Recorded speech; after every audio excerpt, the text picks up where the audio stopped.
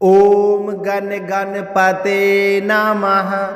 आज आप सुनेंगे वाल्मीकि रामायण बालकांड का 47वां सर्ग। भगवान श्री राम की कृपा पाने के लिए श्रद्धा भाव से सुनते रहिए। बोलिए गणेश जी महाराज की जय हो। सियावर रामचंद्र भगवान की जय हो। पवन पुत्र हनुमान की जय हो। श्री राम दरबार की जय हो। श्री राम विश्वामित्र जी कहने लगे कि श्री राम वह यही देश है जहाँ पूर्व काल में रहकर देवराज इंद्र ने तब सिद्धिदत्त की परिचर्या की थी। पूर्व काल में महाराजा इक्वा के एक परम धर्मात्मा पुत्र थे जो विशाल नाम से प्रसिद्ध हुए। उनका नाम अलसा के गर्भ से हुआ था। उन्होंने इस स्थान पर विशाल नाम का पूरी बसाई थी। हे श्री राम, विशाल के पुत्र का नाम हेमचंद्र जो बड़ा बलवान था। हेमचंद्र का पुत्र सुचंद्र नाम से विख्यात हुआ।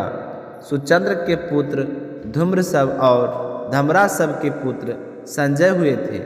संजय के प्रतापी पुत्र श्रीमान सहदेव हुए। सहदेव के धर्मात्मा पुत्र का नाम कुशाशव था। कुशाशव के महातेजस्वी पुत्र सुमति नाम से प्रसिद्ध है जो परम क्रांतिमान एवं दुर्जयवर है। वे ही इस समय में इस पुरी में निवास करते हैं। महाराज इक्वासुर के प्रसाद से विशाल के सभी नरेश दीर्घायु महात्मा पराक्रमी और परम धार्मिक होते हुए हैं। मेरा विचार है कि आज हम लोग एक रात्रि यहीं पर सुखपूर्वक शयन करें और फिर काल प्रातः काल यहाँ से चलकर तुम मिथिला जाकर राजा जनक के दर्शन करना। नरेश में श्रेष्ठ महातेजस्वी महायशस्वी राजा सुमति विश्वामित्र जी को पुरी के समीप आया हुआ सुनकर उनकी आगवाने के लिए वहाँ पर स्वयं आ गए और उन्हें वहाँ देखकर बहुत ही खुश हुए और अपने पुरोहित और बंधु बांधव के साथ राजा ने विश्वामित्र जी का उत्तम पूजा करके हाथ जोड़कर उनका कुशल समाचार पूछा और उनसे इस प्रकार कहा कि हे मुनि, मैं धन्य हूँ। आपका मुझ पर बहुत बड़ा अनुग्रह है क्योंकि आपने स्वयं मेरे राज्य में पधार कर मुझे दर्शन दिए हैं। इस समय मुझसे बढ़कर धन्य पुरुष दूसरा कौन हो सकता है। तो इस तरह सुनकर विश्वामित्र जी बहुत ही प्रसन्न हुए और फिर परस्पर समागम के समय एक दूसरे का कुशल मंगल पूछकर बातचीत की और अंत में राजा सुमति ने महामुनि विश्वामित्र जी से कहा कि हे भगवान, आपका कल्याण हो। और फिर राम और लक्ष्मण की तरफ देखकर कहने लगे कि हे ब्राह्मण देवता, आपके साथ यह दोनों कौन हैं। यह कुमार देवताओं के तुल्य पराक्रमी जान पड़ते हैं। इनकी चाल ढाल हाथी और सिंह की गति के समान है। यह दोनों वीर और सांड के समान प्रतीत होते हैं। इनके बड़े बड़े नेत्र विकसित कमल दल के समान शोभा पा रहे हैं। यह दोनों तलवार तरकस और धनुष धारण किए हुए अपने सुंदर रूप के द्वारा दोनों अश्विनी कुमारों को लज्जित करते हैं तथा युवावस्था के निकट भी आ पहुँचे। इन्हें देखकर मुझे तो ऐसा जान पड़ता है कि मानो दो देव कुमार देव इच्छा बस देवलोक से पृथ्वी पर आ गए हैं। हे मुनि, यह दोनों पुत्र किसके हैं और किसे हैं, कैसे हैं और यहाँ किस लिए आए हैं। क्या आप सब पैदल ही आए हैं। जैसे सूर्य और चंद्रमा आकाश की शोभा बढ़ाते हैं, उसी प्रकार यह दोनों कुमार हमारे देश को सुशोभित कर रहे हैं। शरीर की ऊंचाई, मनोभाव सूचक संकेत तथा बोलचाल में ये एक दूसरे के समान ही हैं।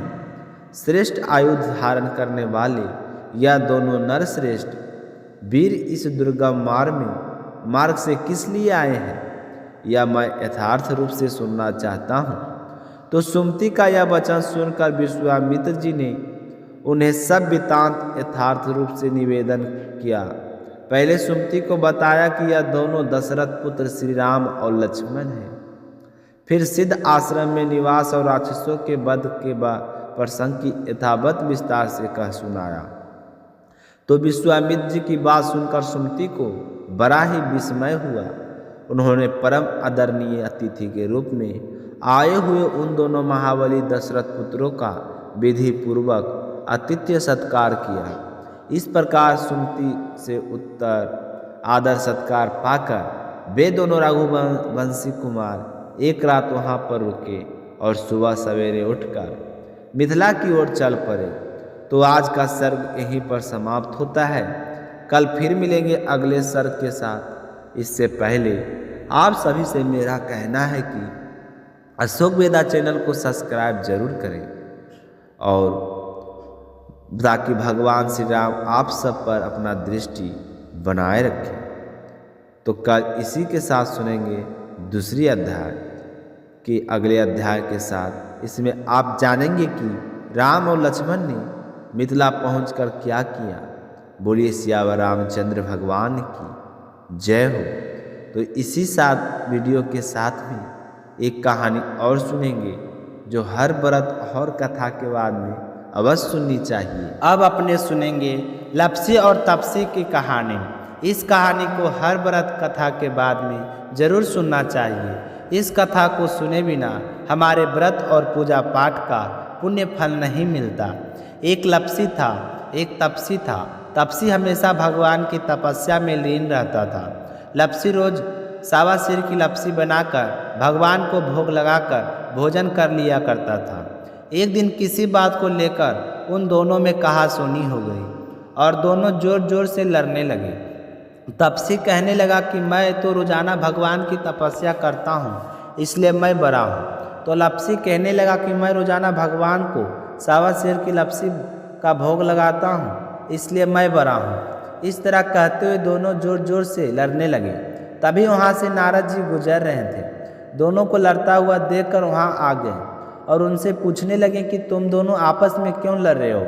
तो तपसी ने खुद को बड़ा होने का कारण बताया और लप्सी ने अपने बड़े होने का कारण बताया और कहने लगे कि अब आप ही हमारा फैसला कर दीजिए।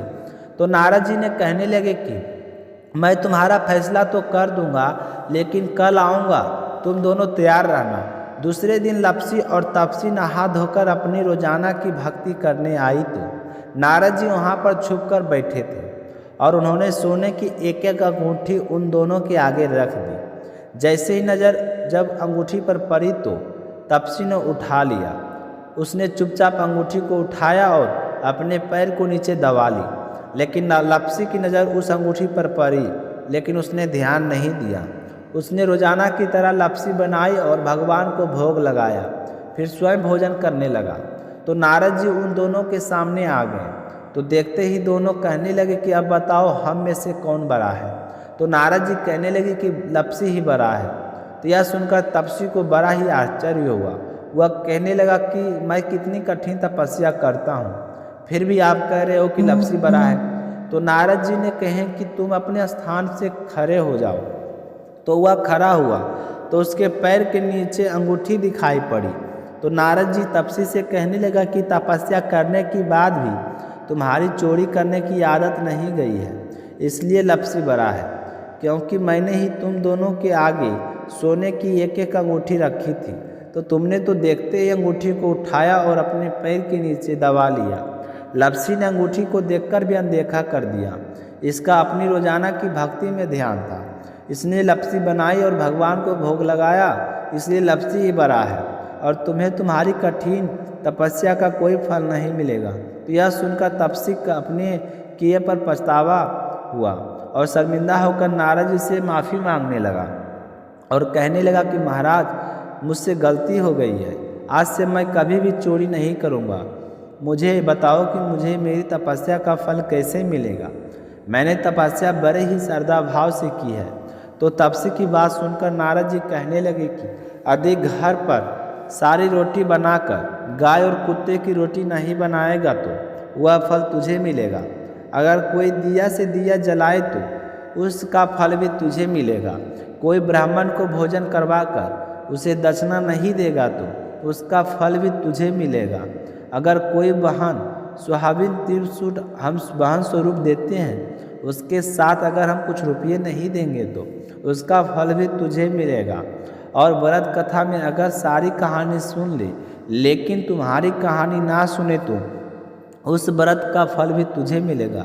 तो यह सुनकर तपसी बहुत ही खुश हुआ और उसके बाद कभी भी चोरी ना करने का प्रारंभ कर लिया। कहा जाता है कि उसी दिन से हर व्रत कथा के बाद में लप्सी और तपसी की कहानी कही और सुनी जाती है। कहानी समाप्त होते ही बोलना चाहिए कि लप्सी का फल लप्सी को मिले, तपसी का फल तपसी को मिले। हमारी कहानी का, हमारे व्रत का और हमारे पूजा पाठ का फल हमें मिले। तो यह थी एक छोटी सी कथा। तो आप सभी को सुनकर कैसी लगी कमेंट करके ज़रूर बताइएगा। और आप सभी अभी तक अगर अपनी चैनल को सब्सक्राइब नहीं किए हैं तो चैनल को सब्सक्राइब जरूर कीजिएगा। मिलते हैं नेक्स्ट वीडियो में, तब तक अपना ख्याल रखिएगा। जय श्री कृष्णा, राधे राधे।